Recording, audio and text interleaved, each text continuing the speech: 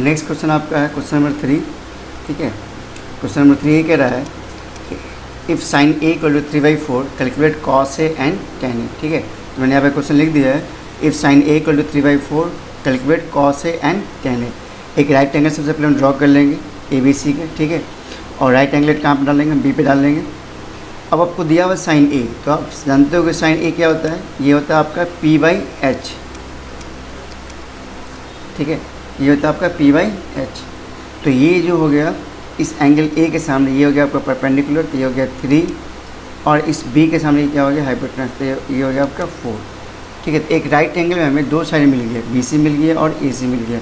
तो हम लोग AB फाइंड कर सकते हैं by using Pythagoras theorem, by using, ठीक है। तो यहाँ से हम लोग फाइंड कर लेंगे AB, तो AB इक्वल टू क्या हो जाएगा, AB इक्वल टू हो जाएगा आपका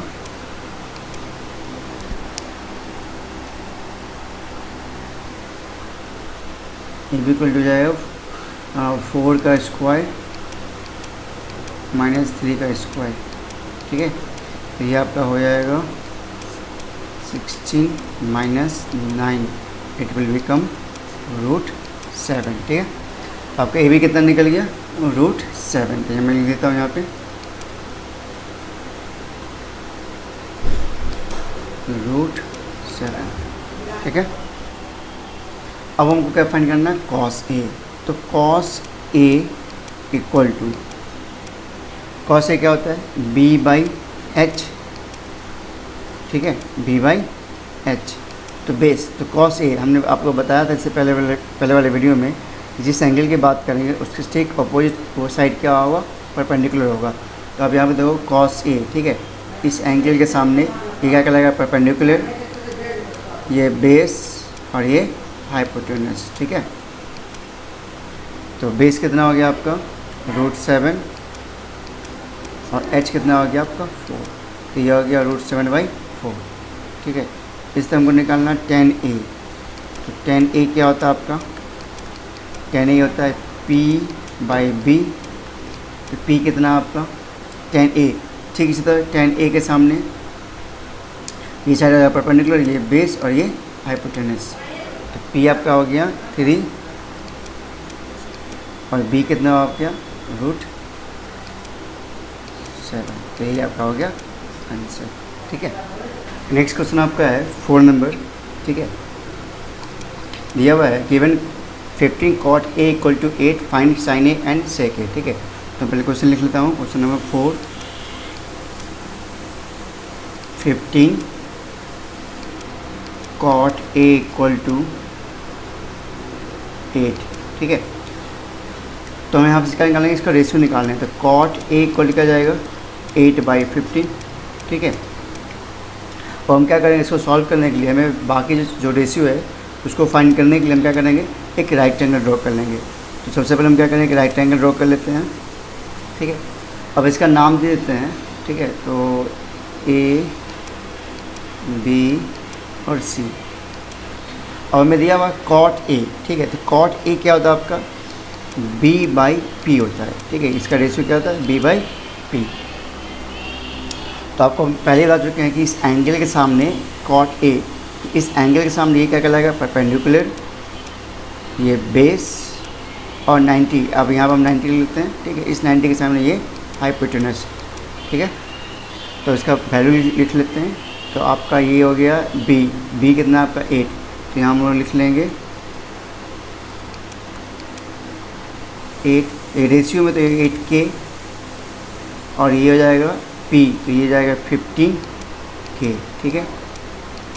अब हमको एक राइट एंगल में दो साइड हमको पता है, तो बाय यूजिंग पाइथागोरस थ्योरम हम इसको फाइंड कर सकते हैं, AC को हम लोग फाइंड कर सकते हैं, ठीक है। तो हम यहाँ से AC निकाल लेंगे बाय यूजिंग पाइथागोरस थ्योरम। तो AC इक्वल टू क्या हो जाएगा, डायरेक्ट हम लिख लेते हैं, ठीक है, AB का स्क्वायर प्लस BC का स्क्वायर, ठीक है। तो इस पर हम वैल्यू को पुट करके सॉल्व कर लेंगे डायरेक्ट, ठीक है। तो हम यहाँ से वैल्यू पुट कर लेते हैं। आपका AB कितना है 8K का स्क्वायर प्लस 15K का स्क्वायर, तो इसका क्या वैल्यू हो जाएगा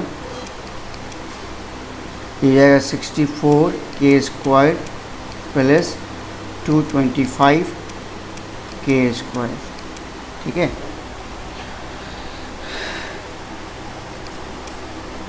इसका ऐड होकर आ जाएगा ये 289 के स्क्वायर, और इसका हो जाएगा स्क्वायर रूट, ये हो जाएगा 17 के, ठीक है।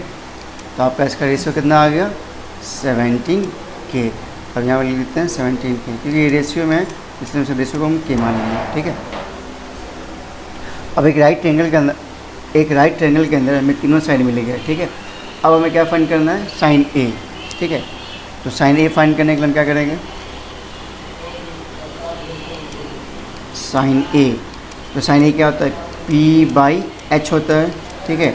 अब देखो, अब हमने पहले बता दिया है कि इस एंगल ए के सामने ये कहलाएगा परपेंडिकुलर, ये बेस और ये हाइट, ठीक है, सॉरी हाइपोटेनस। तो P कितना आपका हो गया 15 के, अब बाई H कितना आपका 17 के, तो के कट जाएगा, तो क्या जाएगा 15/17, ये आपका हो गया आंसर, ठीक है। नेक्स्ट क्या है आपका, नेक्स्ट है सेक ए, ठीक है। तो अब इसी में हमको निकालना है सेक ए, तो सेक ए भी ऐसे ही निकलेगा। सेक ए क्या होता है H/B, ठीक है। सेक ए क्या होता है H/B।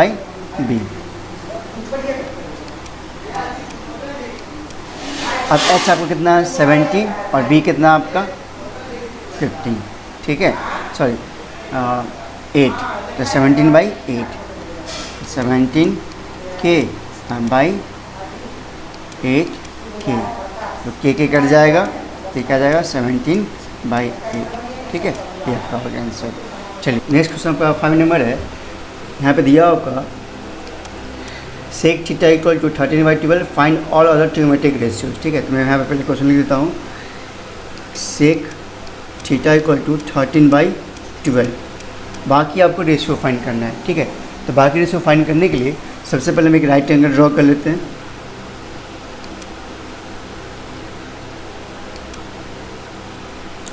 थोड़ा सा मेरी ड्राइंग ख़राब है, इसको आप इग्नोर कीजिएगा, ठीक है, ओके। तो अब एक राइट एंगल के लिए अब इसका हम नाम दे देते हैं A, B और C, ठीक है। और राइट एंगल हम B पे ले लेते हैं, राइट एंगल एट B। अब यहाँ पे दिया हुआ है थीटा, सेक थीटा, ठीक है। तो इसमें से हम किसी भी को भी एंगल थीटा मान लेते हैं, मान लें सपोज इसको हम थीटा मान लिए, ठीक है, ये एंगल थीटा मान लिया, ठीक है। तो ये अगर ये एंगल थीटा है तो इस थीटा के सामने ये साइड क्या कहलाएगा परपेंडिकुलर, ठीक है। इस 90 के सामने क्या कहलाएगा हाइपोटेनस, तो ये क्या हो गया बेस, ठीक है। आपके पास समझ में आ गया हो। आपको हम पहले ही बता चुके हैं कि जिस एंगल की बात करेंगे उसके ठीक अपोजिट या जस्ट उसके सामने वो साइड क्या कहलाएगा परपेंडिकुलर, तो ये हो गया परपेंडिकुलर। 90 के सामने तो वो तो हाइपोटेनस ही रहेगा, और जो बच गया वो हो जाएगा बेस, ठीक है। तो इसका वैल्यू लिख लेते हैं, इसको हम रब कर देता हूँ। सेक थीटा का रेशियो क्या होता है H/B।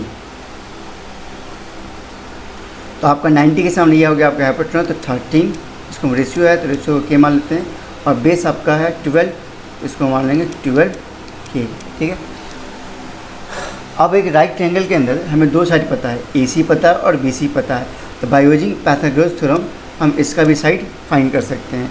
तो हम डायरेक्ट निकाल लेते हैं, तो बाय यूजिंग पाइथागोरस थ्योरम, तो AB इक्वल टू क्या हो जाएगा, डायरेक्ट हम लिख लेते हैं, AB इक्वल टू जाएगा AC का स्क्वायर माइनस BC का स्क्वायर, ठीक है। ये आपको थ्योरम पता होगा।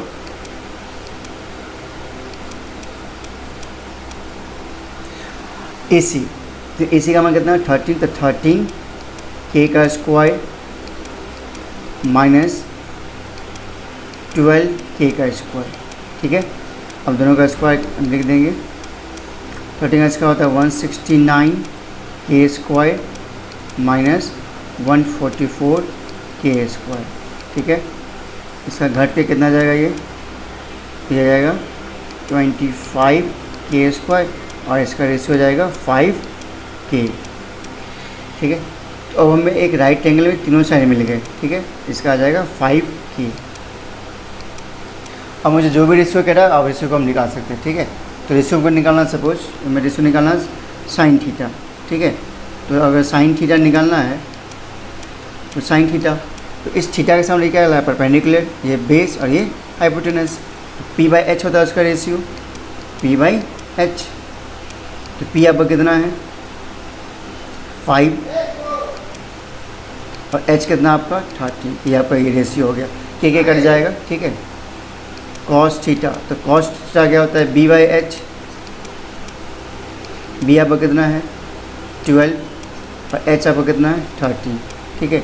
इसी तरह आपका टेन थीटा, टेन थीटा क्या होता है पी बाई बी, ठीक है।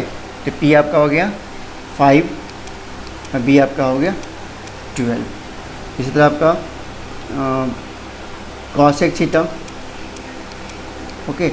तो कॉस थीटा क्या होता है जस्ट रिवर्स होता है साइन थीटा का, तो H by P, H by P, तो इसको जस्ट रिवर्स कर दोगे 13/5, ठीक है। इसी तरह सेक का तो दिया हुआ है कॉट का, तो कॉट थीटा इक्वल क्या जाएगा, कॉट थीटा इक्वल हो जाएगा just reverse B by P, इसको रिवर्स कर दो तो 12/5। ये हो गया आपका आंसर, ठीक है। ये सारे रेशियो निकल गए। चलिए अब नेक्स्ट क्वेश्चन देखते हैं, क्वेश्चन नंबर 6। क्वेश्चन नंबर 6 क्या कह रहा है, if angle A and B are acute angles such that cos A equal to cos B, then show that angle A equal to angle B। Question दिया हुआ कि angle A और B का एक एक्यूट एंगल्स है such that cos A equal to cos B। ये आपको दिया हुआ है, ये आपको गिवन दिया हुआ है कि cos A equal to cos B, और हमें दिखाना है कि एंगल ए और एंगल बी भी इक्वल है, ठीक है। तो इसको क्वेश्चन को सॉल्व करने के सबसे पहले एक राइट एंगल, ओके, सबसे पहले एक राइट एंगल ड्रॉ कर लेंगे। और हमें यहाँ पे दिया हुआ है कि ए और बी एक्यूट एंगल है, इसका मतलब सी हमारा क्या होगा राइट एंगल हो जाएगा, ठीक है। नाउ अब हमें यहाँ पे दिया हुआ है कि cos A, तो cos A का हम लोग रेशियो निकाल लेंगे, इस एंगल की बात हो रहा है। तो cos A, तो cos A का रेशियो क्या होता है B बाई एच होता है, ठीक है। तो B, तो इसके सामने ये तो हो जाएगा परपेंडिकुलर, ये क्या जाएगा बेस, और इस 90 से क्या होगा हाइपोटेनस। तो बेस क्या हो जाएगा AC, इस एंगल के सामने क्या ये परपेंडिकुलर, ये बेस और ये हाइपोटेनस, ठीक है।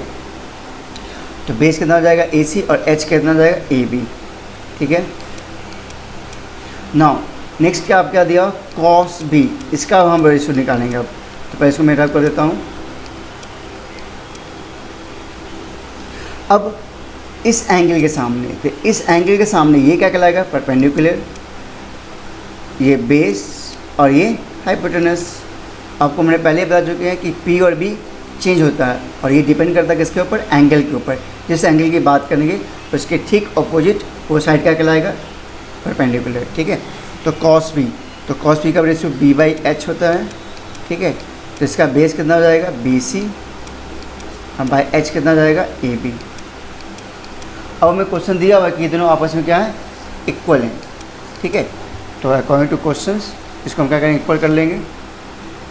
तो cos A equal to cos B, इन दोनों का रेशियो लेते हैं। तो cos A का रेशियो क्या है AC by AB equal to cos B का ratio BC by AB, AB भी कट जाएगा, ठीक है। तो क्या हो गया आपका AC by AB, AC by AC by BC।